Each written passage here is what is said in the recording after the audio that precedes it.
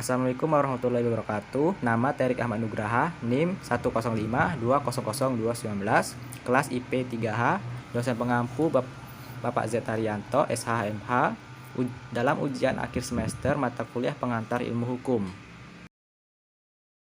1. Jelaskan definisi sumber hukum, macam-macam sumber hukum, dan contohnya. Uraikan dengan sangat jelas. Pengertian sumber hukum. Sumber hukum ialah segala sesuatu yang melahirkan hukum. Sumber hukum dapat juga disebut sebagai asal-muasal hukum.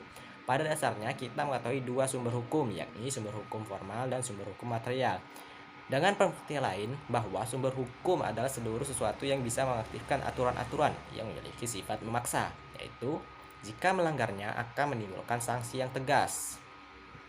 Macam-macam sumber hukum, ada beberapa macam sumber hukum yang dibagi menjadi dua, yaitu sumber hukum material dan sumber hukum formal. Sumber hukum material ialah aturan, norma, atau kaidah yang merupakan sumber dari manusia atau bersikap dan bertindak. Atau pengertian lain dari sumber hukum material ialah tempat dari mana material itu diambil.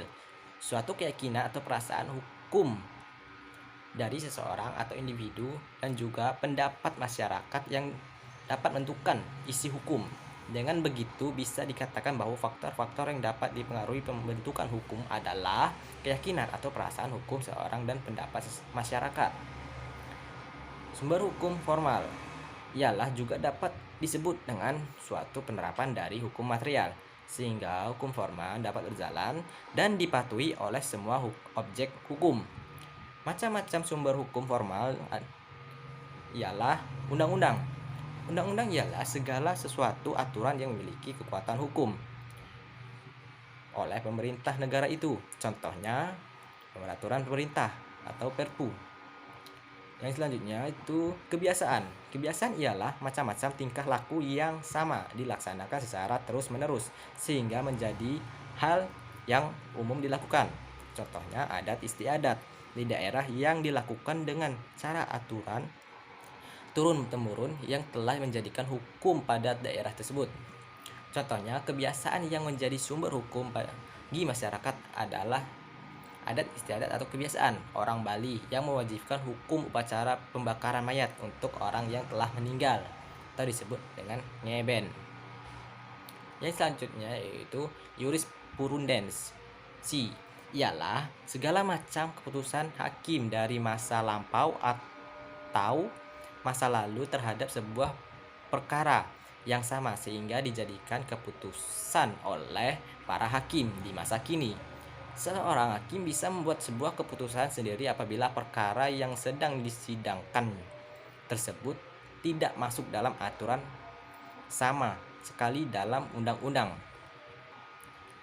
Selanjutnya, traktat. Traktat adalah segala macam bentuk perjanjian yang dilakukan oleh dua negara atau lebih, dan perjanjian itu memiliki sifat yang mengikat untuk antar negara yang bersangkutan pada traktat ini, dan secara otomatis traktat tersebut juga mengikat warga negara dari negara yang bersangkutan. Contoh sumber hukum traktat dalam sebuah negara yaitu traktat bilateral, yaitu suatu jenis traktat atau perjanjian yang dibentuk oleh dua negara saja. Yang kedua, traktat multilateral ialah suatu perjanjian internasional yang dibentuk oleh banyak negara. Ada itu doktrin.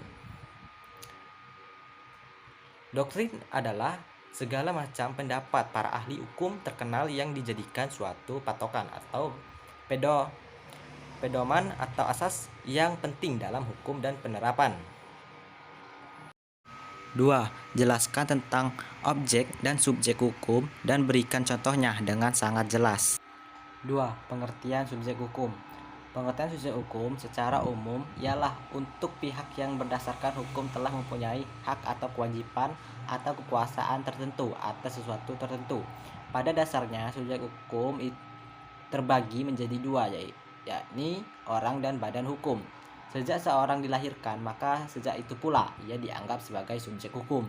Bahkan janin yang masih ada dalam kandungan bisa dianggap sebagai objek hukum jika ada kepentingan yang menghendaki. Orang yang menjadi subjek hukum akan memperoleh status sejak ia dilahirkan. Baru setelah kematiannya maka ia dianggap berhenti menjadi subjek hukum. Badan hukum ialah hukum badan usaha yang berdasarkan hukum yang berlaku serta berdasarkan pada kenyataan persyaratan yang dipenuhi oleh telah diakui sebagai badan hukum, yakni badan usaha yang telah dianggap atau digolongkan kedudukan sebagai subjek hukum, sehingga mempunyai kedudukan yang sama dengan orang meskipun dalam menggunakan hak dan pelaksanaan kewajiban diwakili oleh pengurusnya. Contoh, badan hukum yang menjadi subjek hukum adalah badan hukum yang berbentuk PT, persero, yayasan, CV, firma, dan lain sebagainya. Objek hukum. Objek hukum ialah hukum secara umum. Segala sesuatu yang menjadi sasaran pengaturan hukum di mana segala hak dan kewajiban serta kekuasaan subjek hukum yang berkaitan dalamnya. Sebagai contoh, misalnya benda-benda ekonomi, yaitu benda yang untuk dapat membutuhkan pengorbanan terlebih dahulu. Hal yang mengorbankan dalam prosedur memperoleh benda tersebut ini ialah menjadi sasaran pengaturan hukum dan merupakan perwujudan dari hak dan kewajiban subjek hukum yang bersangkutan sehingga benda tersebut menjadi subjek hukum. Benda non-ekonomi tidak dapat digolongkan sebagai subjek hukum karena untuk memperoleh benda tersebut tidak memerlukan pengorbanan, mengingat benda-benda tersebut diperoleh secara bebas. Akibatnya, dalam hal ini tidak ada yang perlu diatur oleh hukum. Karena itulah, maka benda non-ekonomi tidak dianggap sebagai subjek hukum. Contohnya benda non-ekonomi misalnya adalah sinar matahari, air, hujan, angin, udara yang kita hirup sehari-hari, air yang mengalir melalui pegunungan dan saluran air. Untuk memperoleh semua itu kita tidak perlu membayar atau mengeluarkan pengorbanan. Mengingat jumlahnya yang terbatas dan selalu ada, lain halnya dengan benda-benda ekonomi yang jumlahnya terbatas dan tidak selalu ada, sehingga untuk memperolehnya dibutuhkan pengorbanan tertentu, umpamanya melalui pembelian, pembayaran, imbalan, dan sebagainya. Seperti misalnya untuk memperoleh air di kota besar, maka kita harus berlangganan dan tentunya selalu membayar untuk biaya pemakaiannya. Demikian juga untuk pembayaran aliran listrik, telepon, dan lain sebagainya. Jelaskan tentang hak dan kewajiban, uraikan dengan memberikan contohnya. Hak adalah kekuasaan untuk menerima atau melakukan sesuatu yang semestinya diterima atau dilakukan oleh pihak tertentu dengan tidak dapat oleh pihak lain manapun juga yang pada prinsipnya dapat dituntut secara paksa olehnya. Sedangkan pengertian hak menurut KBBI ialah kekuasaan yang benar atas sesuatu. Untuk menurut sesuatu, hak bisa diartikan sebagai kepemilikan, kewenangan, kekuasaan atau derajat serta martabat. Seringkali hak disandingkan dengan HAM.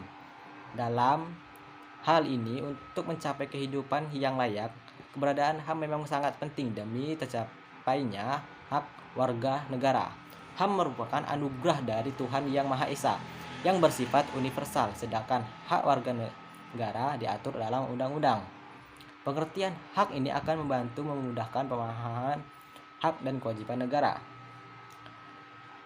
Hak asasi manusia yang bersifat universal melahirkan kewajiban yang harus dijalankan.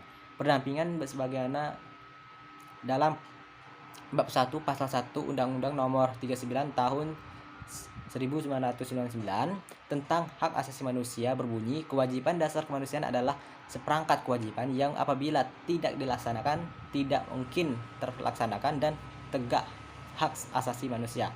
Sedangkan kewajiban ialah sesuatu yang diwajibkan, sesuatu yang harus dilaksanakan atau sesuatu seharusnya.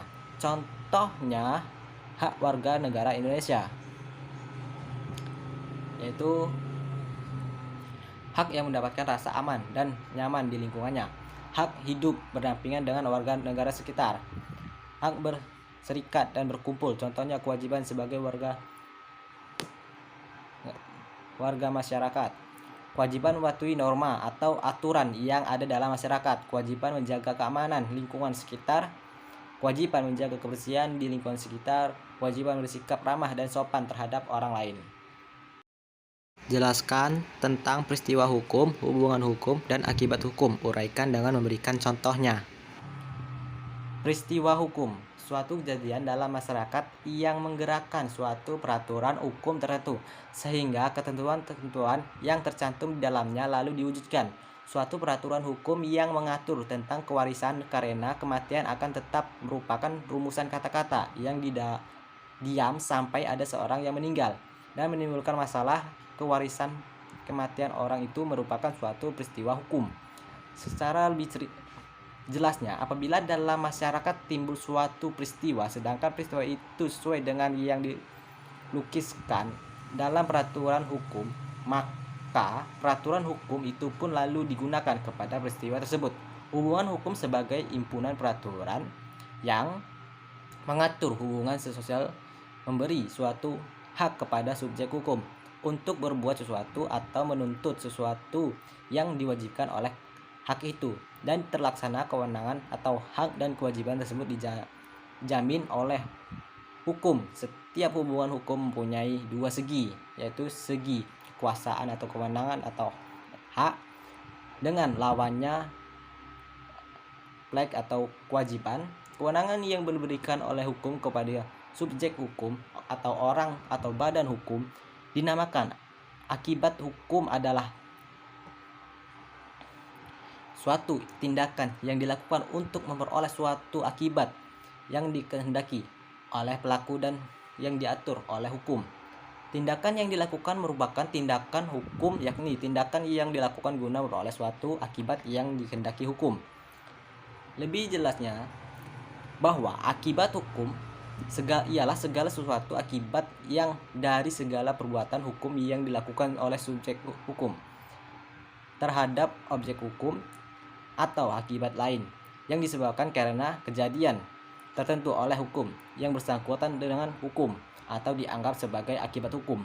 Contohnya, akibat hukum yang ditimbulkan karena adanya kejadian-kejadian darurat oleh hukum yang bersangkutan telah dilakui atau dianggap sebagai akibat hukum meskipun dalam keadaan yang wajar. Tindakan tersebut mungkin terlarang menurut hukum. Misalnya, dalam keadaan kebakaran di mana seseorang sudah terkepung api, orang tersebut merusak dan menjebol tembok, jendela, pintu, dan lain sebagainya untuk jalan keluar menyelamatkan diri.